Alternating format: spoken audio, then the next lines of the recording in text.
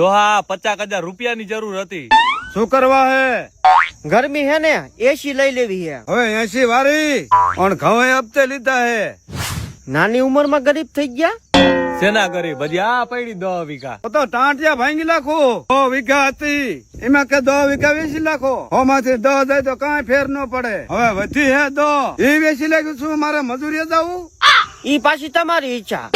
હવે એમાં હું મજૂરીએ જવાનું હોય? લોન વાળા લોન દે જ છે.